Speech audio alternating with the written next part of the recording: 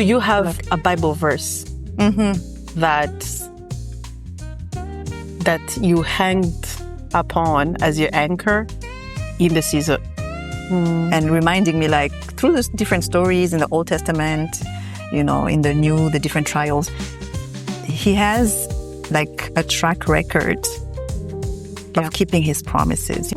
When it feels so dry, so lonely, sometimes you can't even find words of exactly what you're feeling, you know, like it's that deep. It's then how you're like, at some point I've understood I'm exactly where I should be. Yeah, so a time of loneliness, a time of wondering, even professionally, things were not working out. Yeah. Wondering, like, what am I doing?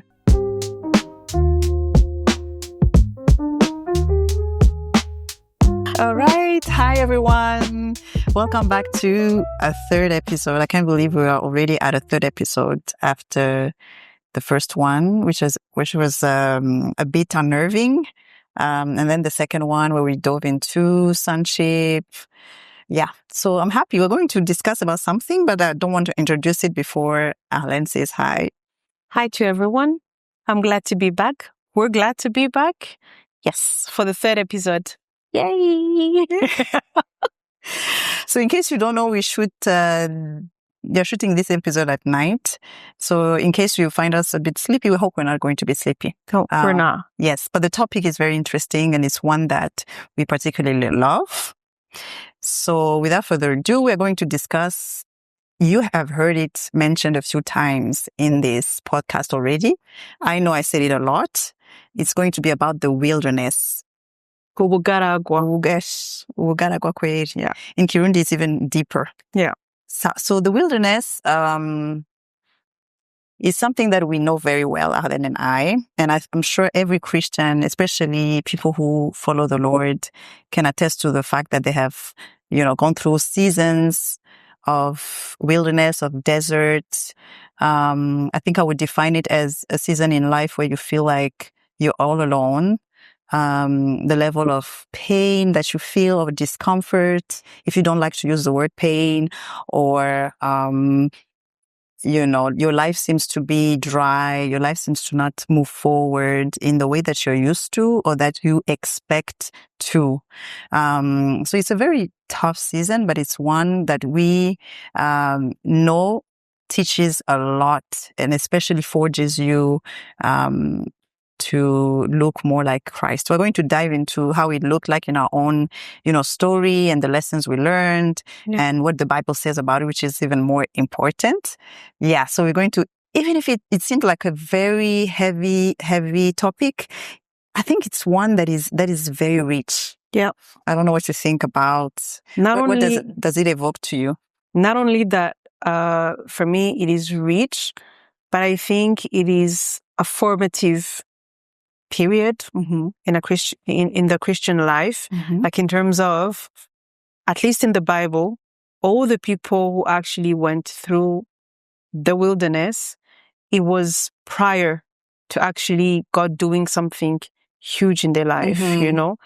But it looks like he had to make sure that all the, how can I say, like everything that defines the person was actually removed for the person to come into interaction, to come into like meeting the Lord, not in noise, not in being associated to, because I'm this, I'm that, Like basically your identity is refined and you find yourself, the only thing actually that defines you, it's only that Christ is in your life, you know, and that's it. Yeah.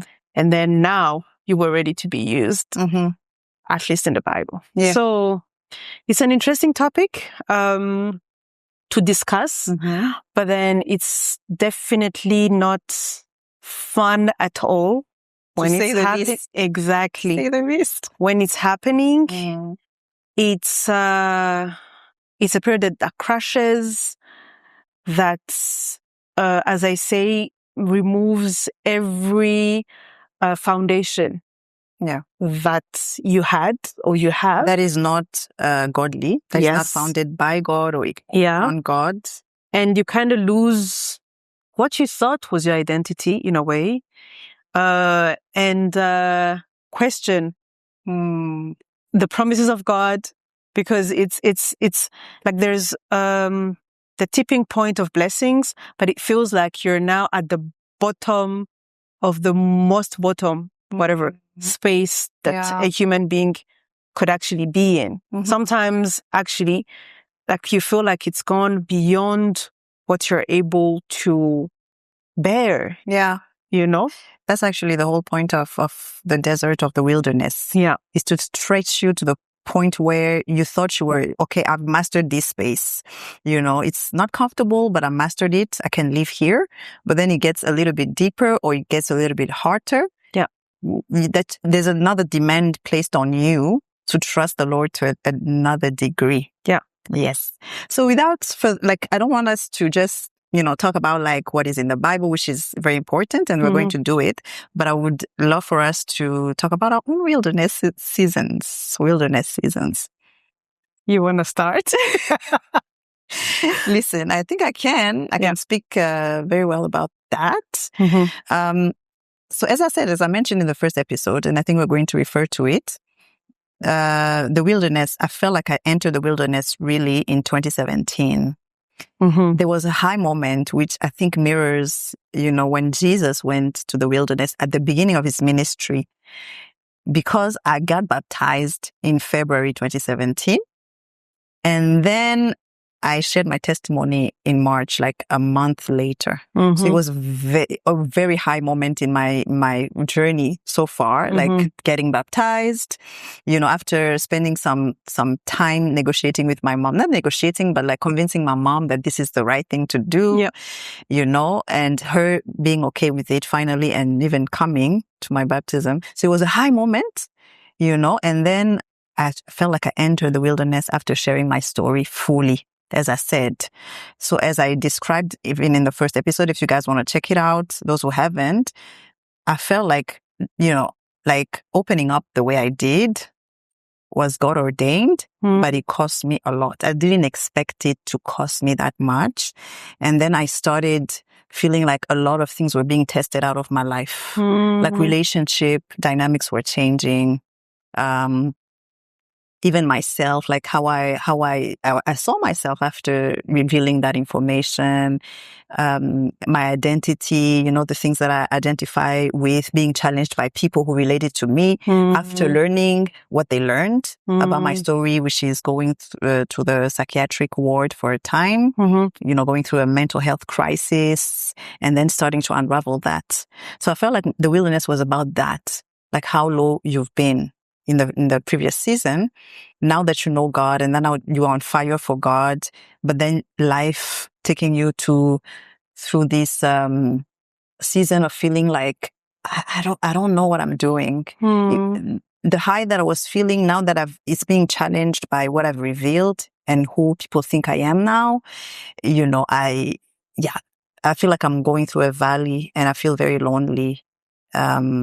And there is not a lot of people that I feel like were experiencing the same thing. At least they were not coming out saying, I can relate to you on this. Yeah. So a time of loneliness, a time of wondering, even professionally, things were not working out. Wondering like, what am I doing? Lord, what are you doing? I feel like I'm following you. I feel like I'm on this journey with you, but you're taking me into a space I don't know anything about. The thing that I know defined me, maybe my, I don't want to say intelligence, but being comfortable in intellectual activities, things like that, I'm not there. Yeah. So in the beginning, it was that. Maybe I'll share a little bit more about, how it progressed. But for me, it was the challenge of your identity is not intelligent. Your identity is not doing well at work. Your identity is not your CV. Breaking all these things down so that we can get to the root, to what is essential, which is Christ. At the end of the day, you are a child of God, and that's enough. Yeah. It was a long journey. Bet it was. Yeah. Okay. Mine, actually don't want to enter into details of exactly what was happening, but I would like to talk more about the loss, like I felt, when, as you're saying, everything that had been defining you, like in terms of your family, the strong relationship or strong bond that you have with your family, strong bond that you have with your friends, people that I've known since I was a child, the neighborhood I grew up in, and things that you actually thought you knew, and it's a very I'm not finding the word in English, like a concours de circonstances, like many events that happen at the same time, but actually that pushed me to understanding that what I thought I knew, I actually had no idea,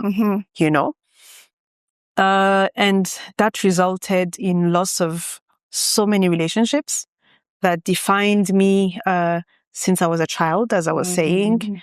Most of the people that I was calling sisters, brothers, and whatnot. And like it happens in so many events, but then I think the tipping point was 2025. Like it really felt as if there's a Kirundi word that says like like basically the earth is, opening its mouth mouth to actually swallow you. It felt like that for the most part. But at the same time then, as you're saying, it's as if you get to sit the way I'm sitting with you, with the Lord, to actually process things. In that season, as I was saying that, like I had so much time because there were no hangouts, so much of what I was used to until then in my life was actually removed. Then I had a lot of time to actually spend with myself, spend with the Lord. And I read the Bible a lot. And I got to understand so many things that, as you're saying, probably we'll get to share as we go in this topic. But also, I would like to actually highlight that, like, you would think, okay, I guess you meet the Lord in the wilderness, but you also meet the devil sometimes. Or yes, oh yeah, yes, absolutely. And like in the Bible, Jesus met the devil in his wilderness, or Job met his friends. Joseph met Potiphar's wife, somebody who actually want to take advantage of your vulnerability to put you in their bed. Which in all those situations is the enemy. It is working through people. It is. Obviously. It is. It comes in different forms, but then you actually, like meet so many characters. So if, I don't know, like sometimes it tends to be worse than how it already is. And you're like, Lord, am I not suffering enough? Yeah. Like, am I truly had this to happen? Right. Also on top of everything that is on, like you think you have reached your limits until it goes further, and you're like, hey, okay. So I remember moments literally that I felt like the next day I would go in the psychiatric ward, like if you saw me, I was Arlène, but when you're like, I'm actually not fine. Like you're hanging on by a thread. If something else happens, exactly, I'm gonna go. Which for many people, maybe you would be like the deepest thing or the most trying trial that you can face, like going there, like the worst thing, which I also thought. But you find that it's actually not even the worst as well. Like there is always God in that place eventually.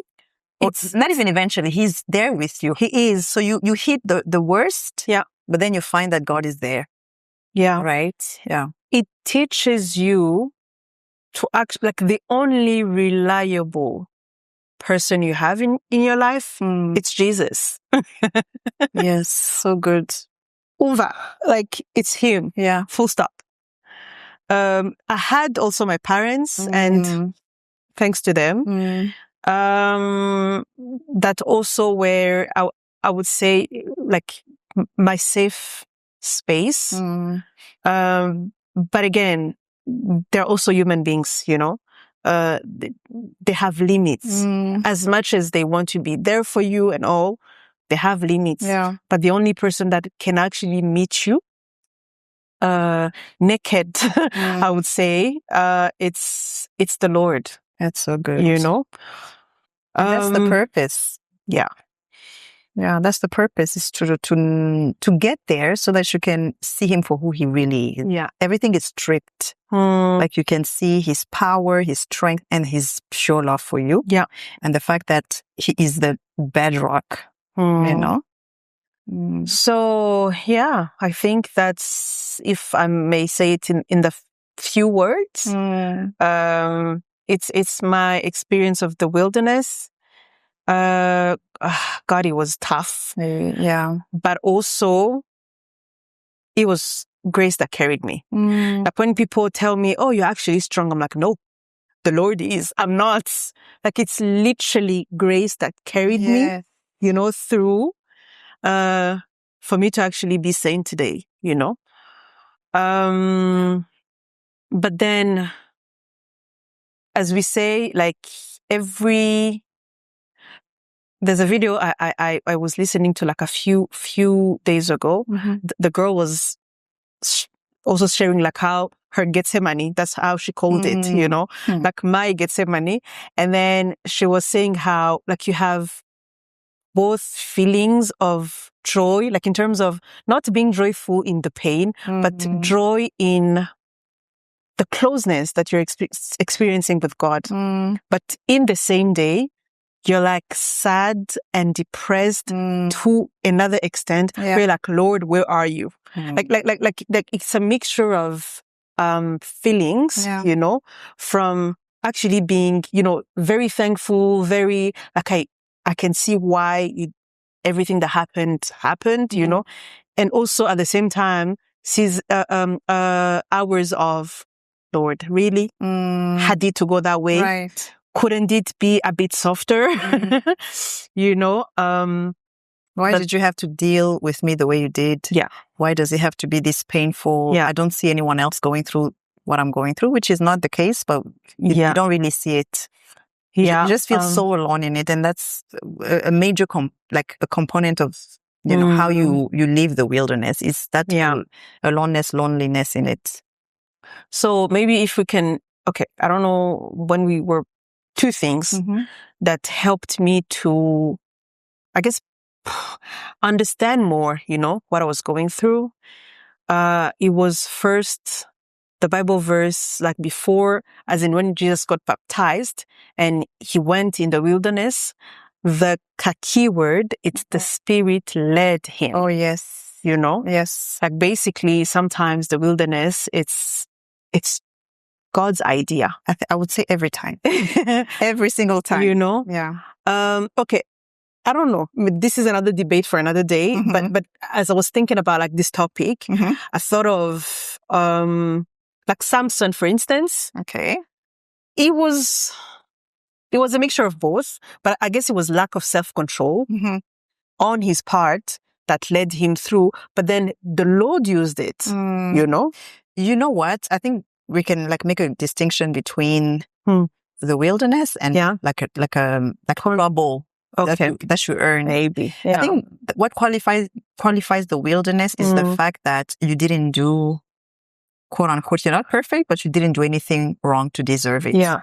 You know, I don't want to say Job because his story is so extreme. Yeah. But like, Joseph, all these people in the Bible that go through things, Moses, you know, different people who went through things that they didn't really cause. They were even following the Lord. Yeah. So for me, it's the moment when you are in the Lord, because we know trouble even outside of Jesus Christ, outside of the faith.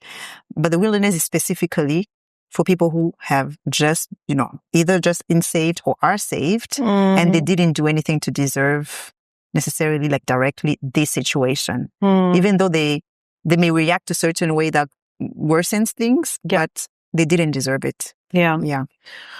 Okay. So there was that, like, the Spirit of the Lord led Jesus in the wilderness. Verse 1. God's idea. Yeah.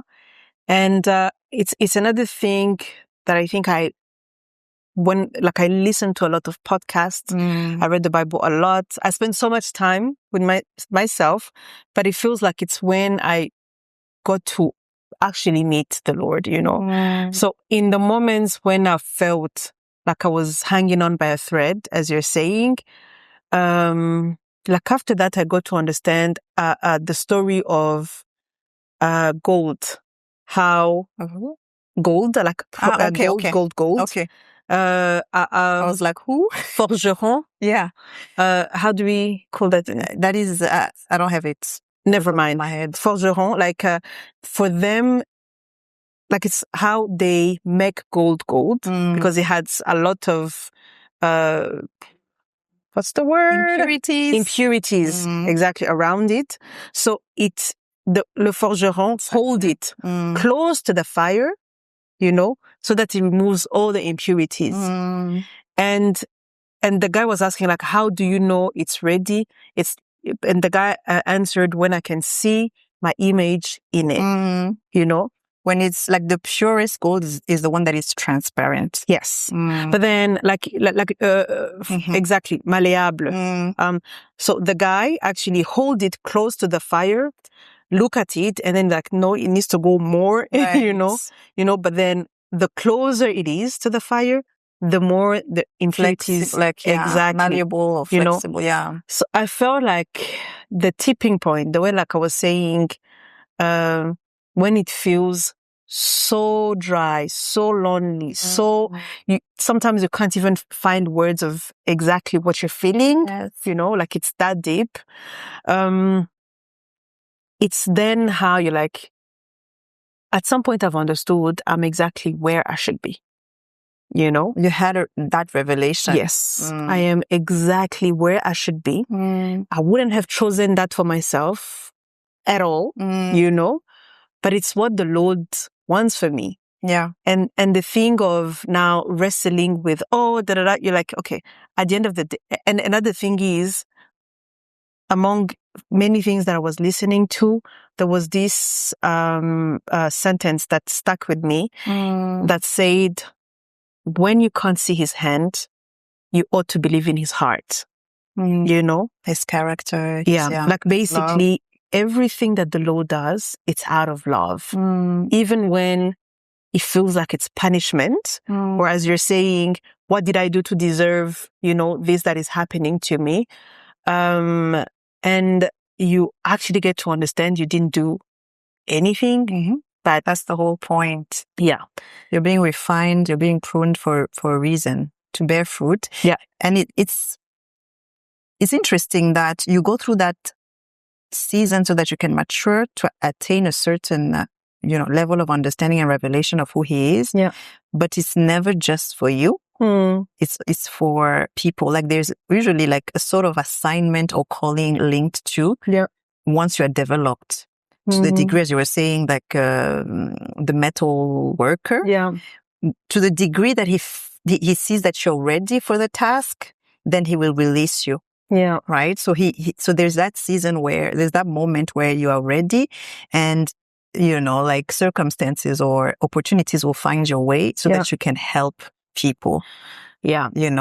In the particular way that you have been tried. And he builds that over time in different ways. Yeah. It's really, I've discovered that it's never just for you. Definitely. He's good. He works for you, but it's never really just for you. Yeah. You bear fruit for other people. Yeah. But I think before reaching there, at least for me, like I felt like, I'm trying to find the words.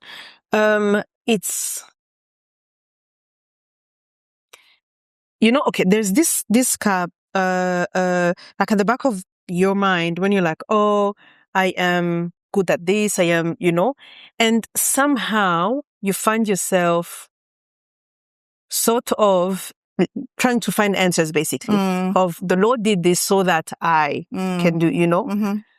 I've reached the point where I actually don't want to think. It's not for us to figure out. Okay. It's not for us to say, oh, now I get it and make the connection. But you know that He's producing fruit. Yeah. If you use the analogy of a tree, you know that He's pruning you so that you can bear much fruit. He's cutting off many things. You will have a lot of fruit. And you know that the tree doesn't eat the fruit. Other people do. Yeah. So you feed other people. Your experience feeds other people. Yeah. I think I've seen it in my life, even though I just shared like a few things about the wilderness. I feel like the Lord has done so many things that I cannot do it justice. Like I cannot recount everything that He did. But if I go back to certain key moments, I know that, for instance, one of the toughest seasons, because we say that there are levels. Yeah. It's like you graduate to another depth when you feel like, okay, I think I've reached the bottom, and then you find that there is more to learn or go through. So I remember 2021. I think I've shared it. I don't know if I shared it with you, but in 2021, I think it was in August. Okay. Yes. It was a season that I was in the wilderness. I was in that season where you're like, Lord, what is happening? This is not happening. This is not happening. On the personal, side, on the professional side, it was a big deal. But at that moment, I had an opportunity that was interesting, that was coming my way. Yeah. I was going to teach at a university, and it was my first time doing that. And even though I was a bit scared, I was happy about it. Yeah. And I was praying one day at Monsignor. I used to go to Monsignor, the Catholic church in our neighborhood, where we used to live. And because I love the calm, I would spend hours there journaling with the Lord, praying. Okay. And I remember the Lord telling me, at this point, another key thing for me that I've learned through this season of the desert is to hear the voice of God. Yeah. Like reading the Bible is big. I read the Bible as well more. I dove into the scriptures. Yeah. But then at some point I was like, John 10:27, I believe, says that my sheep hear my voice. And I was like, Lord, and then I would see people testifying about it. So I was like, Lord, I need to hear your voice like everyone, like receive instructions. And by faith, I was like, by faith, I hear you. So I started writing down what I sensed the Lord was telling me. So fast forward, that was like in 2017. 2021, I'm in that church and I hear the Lord saying, you are about to go through it. You're about to enter into a very dark season, but stick with me and I will see you through to the end. So I sensed myself entering this very dark season. I cannot explain it, but it felt like I have entered through a portal to another place. And immediately I started feeling anxiety to the degree that I've never experienced it before. Like it felt, you were talking about fire, like it felt like I was set on fire. And this heavy anxiety, and for those who don't know, who are lucky to not know what anxiety is, you feel like you're drowning in a sort of fear. Depending, it can be different, depending of what stresses you. Yeah. But for me, it translated more when I was in social settings. It's almost like the natural instinct was to stay by myself and not to, to appear in social settings. And I would be overwhelmed, almost like overly stimulated by the presence of people. And the more, the harder for me. Yeah. And I remember like meeting old friends and not being able to connect with them because that thing would come on me, like this fear would rise. At some point, my best friend came, from outside and came to Buja. My cousin was there as well. So, but I couldn't connect with them because of that thing. So it takes up a lot of your life. And it feels like something that is eating you alive in a way. I mean, if you know what anxiety is, it's crazy. So the other level of wilderness looked like that. That was like a deeper end of it. And I went through that for several years. Whoa. And then it culminated, I think I mentioned it before, it culminated to a deliverance, like being awakened to, not being awakened because I knew about spiritual warfare, but having another understanding, a deeper understanding of what spiritual warfare is. And not just on the outside, but on the inside. Realizing that you actually need not only healing, but you also need deliverance of certain things. The Lord even allowing me to help people get delivered because I'm learning a lot about deliverance and I'm learning a lot about the warfare and how the enemy attacks us. And being awakened to all of that while dealing with that was also like fire. It was a fiery trial. Being able to help people get delivered and feeling like I'm still bound by this crazy fear was also another level of, why, Lord, what are you doing? While feeling like I'm stuck in life, while feeling like this and that. And as you were mentioning, relationships being shaped differently because you're changing. Like you're being consecrated because that's the point of the wilderness. The Lord is consecrating, is calling you to consecration and you're following him. But then you're changing because of that consecration. The things you were comfortable doing or making excuses for, you don't want to do anymore. You lose interest, in certain things, certain activities, and that shrinks your social, environment. Circle. Yes. Yeah. So I was going through that in my wilderness, a sense of deep loneliness and a sense of powerlessness in that. But on the other side, a sense of God's presence and a sense of communion with Christ. Because I don't know where the passage is, but I know that Paul talks about the fellowship of the suffering and taking part in Jesus' suffering, as a privilege. So I cannot stress enough about how close you grow in seasons of wilderness, close you grow, close to how much you grow close to the Lord. Intimacy, learning who he is, understanding to a certain degree, a small degree, how he suffered and being so grateful for him. And then, as you said, everything else is being stripped of its, not everything, but the things that you valued a lot, they lose that value and you placed it on God. And he becomes truly everything. And that's been my journey through, like literally you were saying, you don't even know how you made it out. I don't know how you make it. You just don't make it out. As you said, you're carried by grace. The Lord is with you and he becomes the most precious.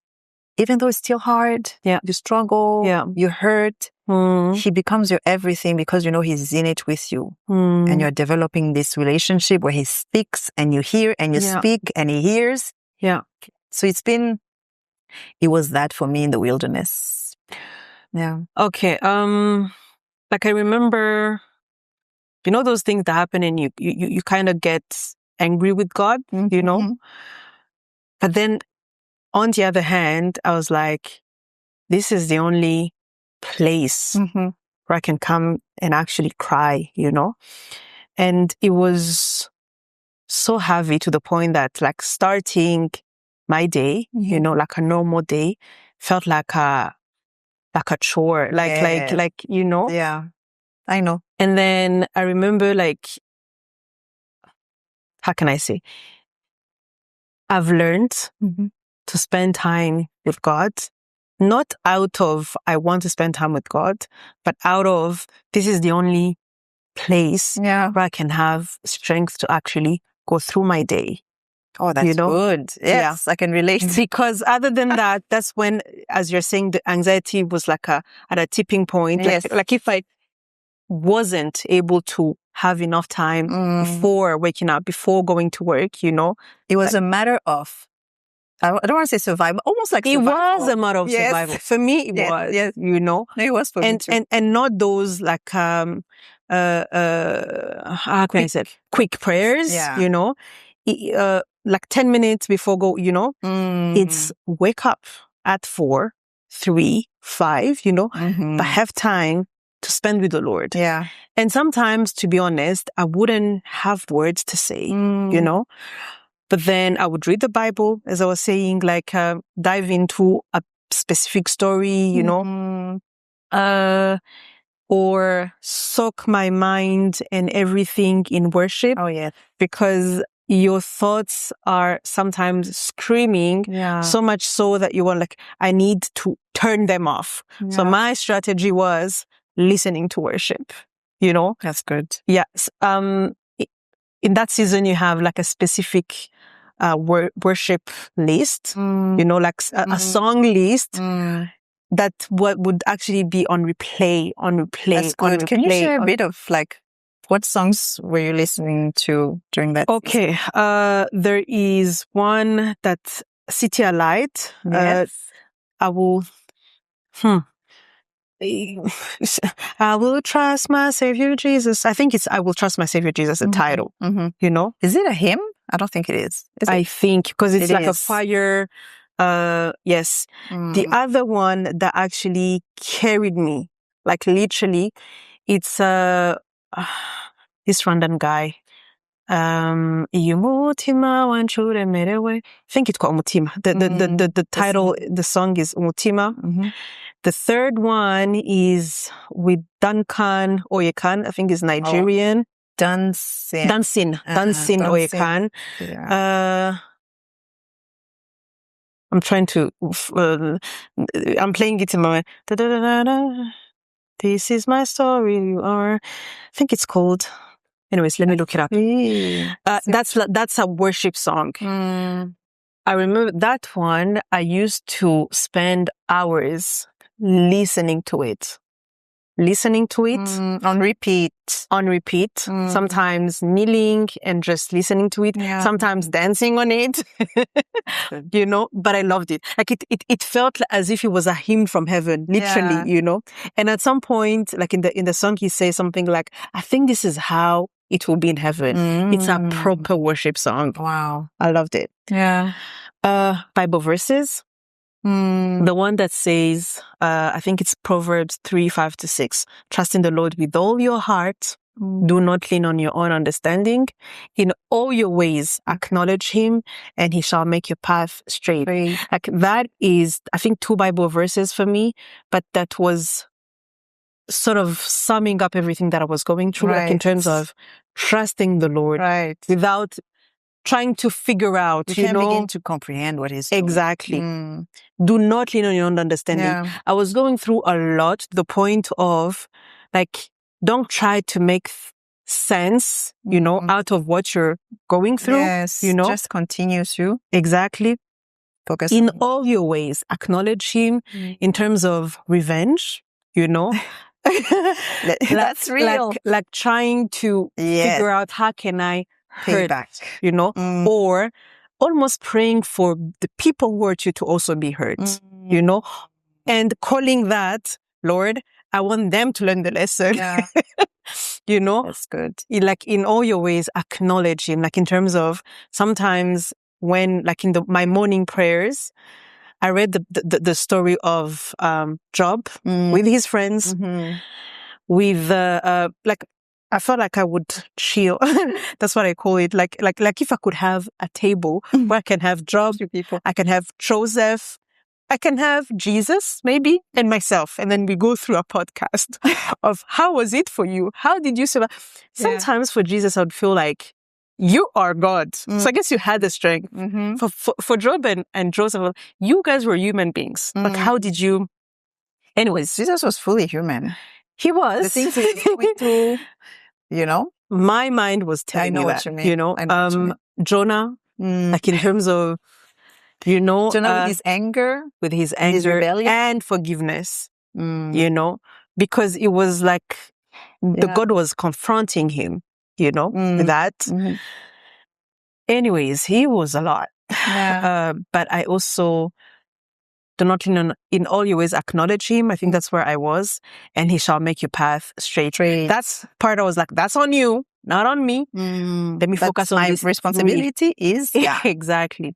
Yeah, that's good. I think in terms of songs, if I can jump into that. Yeah.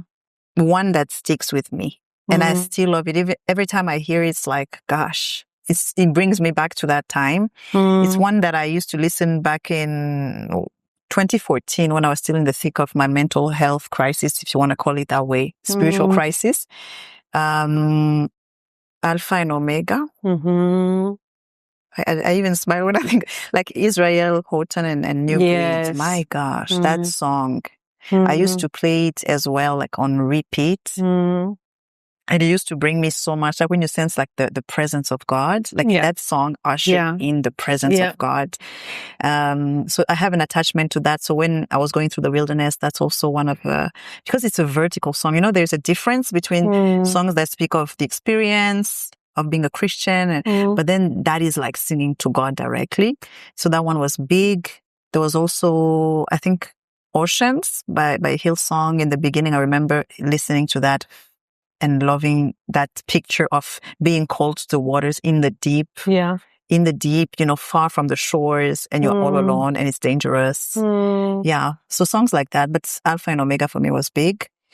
So the one I was talking of Dunsin is worthy of my praise, I know it. Like the chorus, I think says, from my spirit to my soul, until my voice re-echoes, you are worthy of my worship. Like basically, I would tell my mind, he is worthy of my worship. No matter what. I don't feel it. Yeah. Everything that is happening seems like I was given up on, but he is worthy of my praise. Yeah. I love it. And that carried me. It definitely did. Yeah.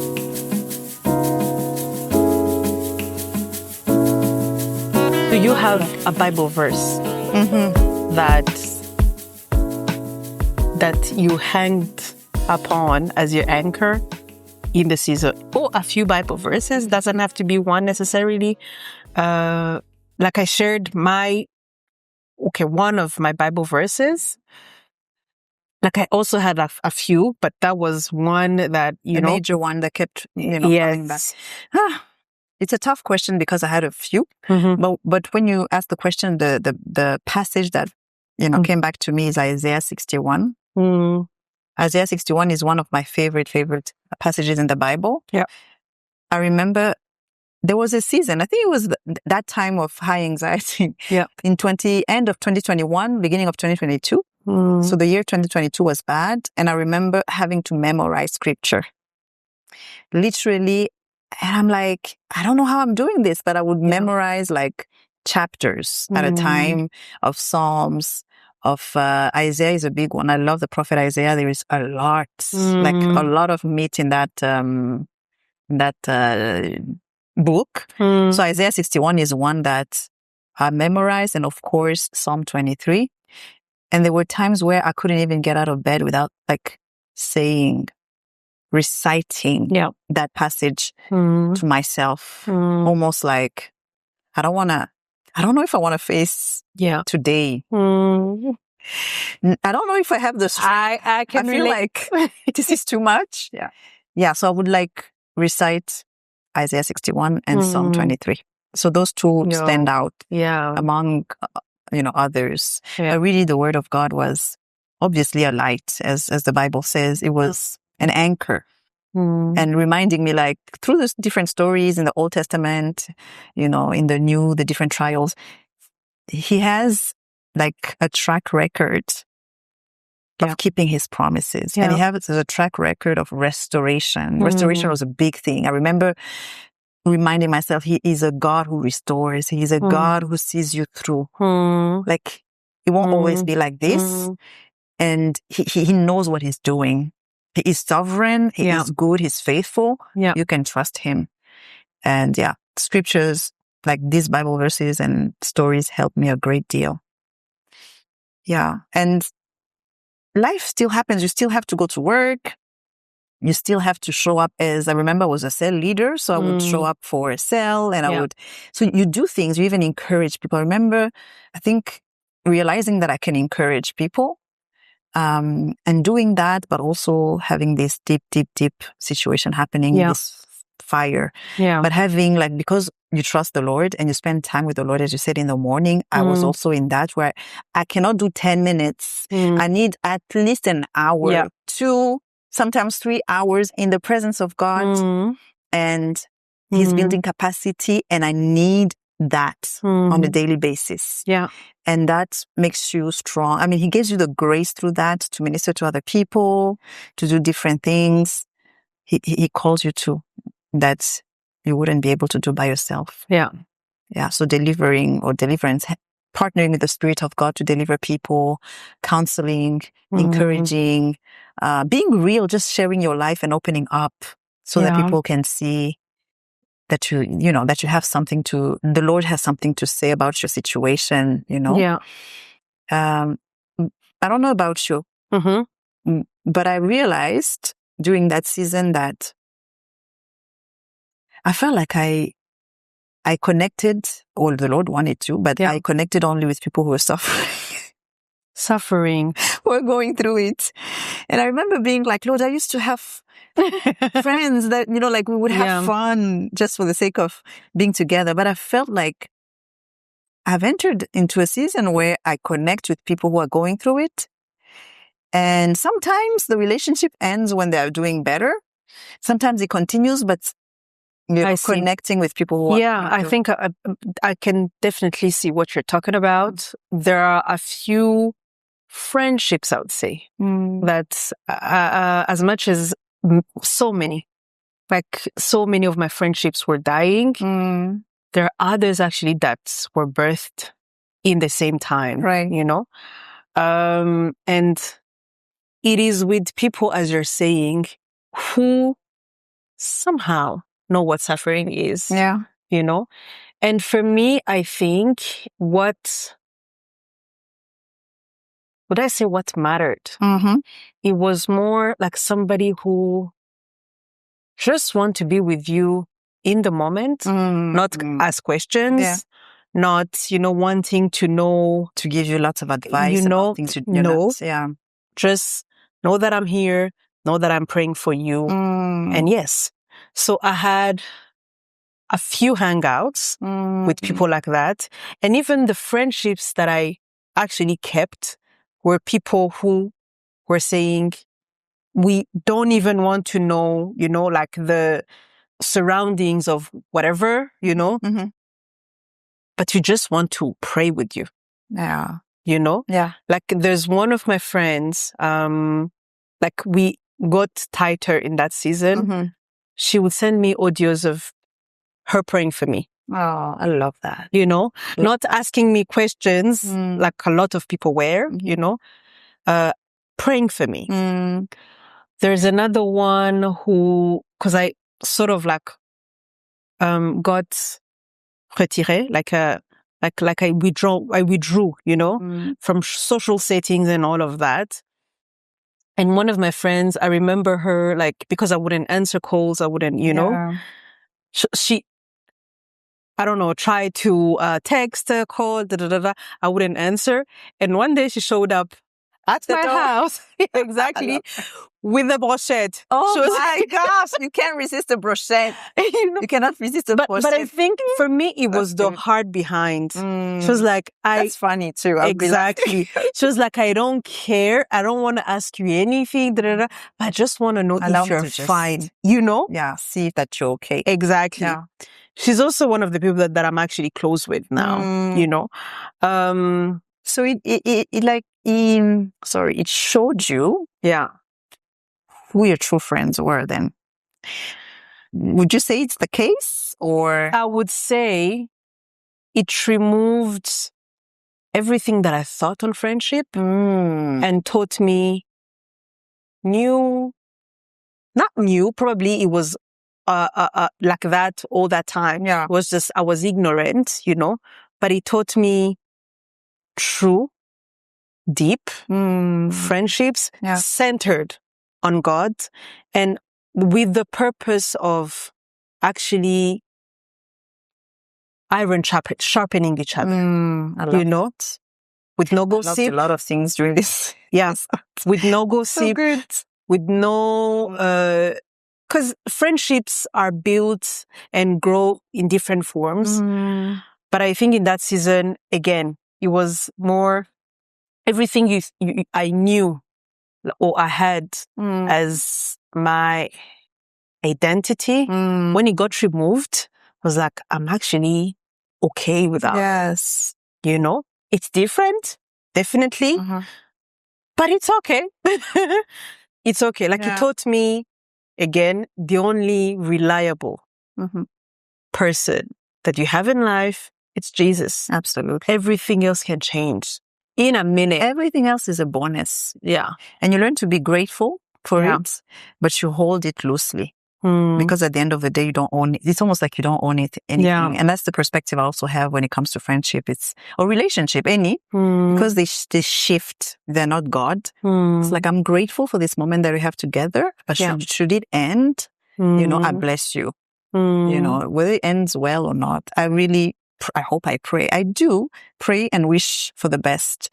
Yeah. So we didn't talk about, but forgiveness is also part of it.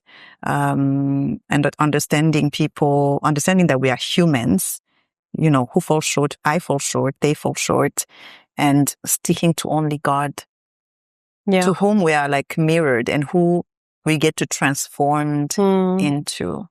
Yeah. Yeah. Okay. For me, of course, when the Lord is leading you, sometimes He teaches you about forgiveness. Not sometimes, like it's a big one. You know. Yeah. So I would get triggered sometimes, and instead of spending my whole day, you know, feeling sorry for myself and all, I've learned to use that as data of where am I still hurting and why am I hurting? Where do I need to forgive and who do I need to forgive? Yes. You know? And it's probably the reason why I'm actually okay today, you know? But at the same time, I just don't know how to go back to friendships that were there. Lighthearted. You know? Not lighthearted, like some of my friends then,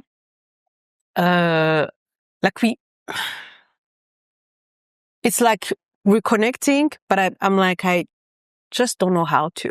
I see. I just don't know how to, you know, and I'm not going to force it. So I've let it go. I was like, Lord, I trust you with restoration. If you want to, the period I don't know it, but I've let go of trying to make sense out of it. Yes. Or put pressure on yourself to make it happen. Exactly. You trust that the Lord will lead you either back together or you just continue to forge your way ahead. Yeah. Which is the case for everyone. You lose friends, you gain friends, you reconnect with friends. Yeah. Okay, so I would like to read one major passage that I feel like expresses what the wilderness is about. It's Deuteronomy 8, verse 2-5. It says, remember how the Lord your God led you all the way in the desert these 40 years. Parenthesis here is talking about the children of Israel, right? Remember how the Lord your God led you all the way in the desert these 40 years to humble you and to test you in order to know what was in your heart, whether or not you would keep His commands. He humbled you, causing you to hunger, and then feeding you with manna, which neither you nor your fathers had known, to teach you that man does not live on bread alone, but on every word that comes from the mouth of the Lord. Your clothes did not wear out, and your feet did not swell during these 40 years. Know then in your heart that as a man disciplines his son, so the Lord your God disciplines you. I think this sums up, you know, what the wilderness is about. You know, it's about being humbled. It's about being tested so that, you know what is in your heart, which is a major thing because things bubble up, as you were saying, like gold under fire. Yeah. So it's about that. It's about learning to hear the voice of the Lord and to follow him.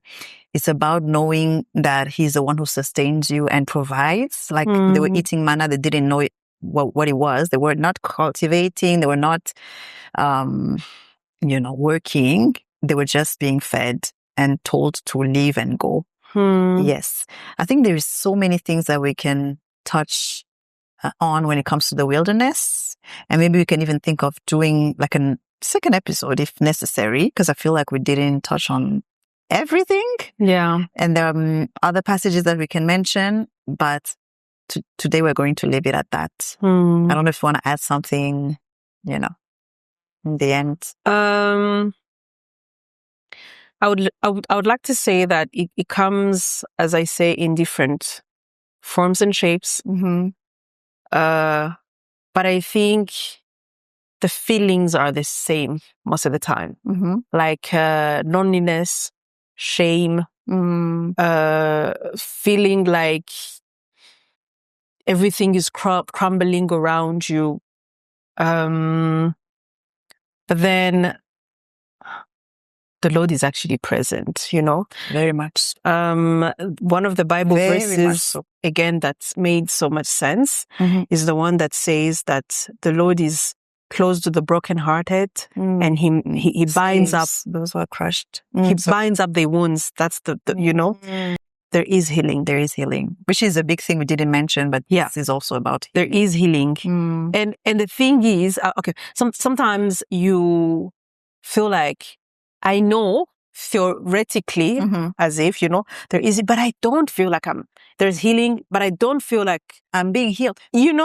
Because healing is painful. It is very painful. And it's not, it's like a flower growing. You don't get to see it, but sometimes you actually go to sleep, there's no flower, and after a few days, there's a whole garden. Like basically, it doesn't come with you necessarily being aware, that is happening. But at least for me, it feels like I have gone through, all of that. And now I can say that I am okay. And I cannot pinpoint this is exactly when it happened, but it happened. Yeah. It happened. And I don't know, the Lord has a way of reminding you on how, remember this and and then you're like, oh wow, of so many ways that things could have gone that could have actually been fatal, like to you. But then he actually kept you. Like it was as if he battled so that you are safe, even though you did not feel like it. It's the Lord who kept me safe. Absolutely. So yeah.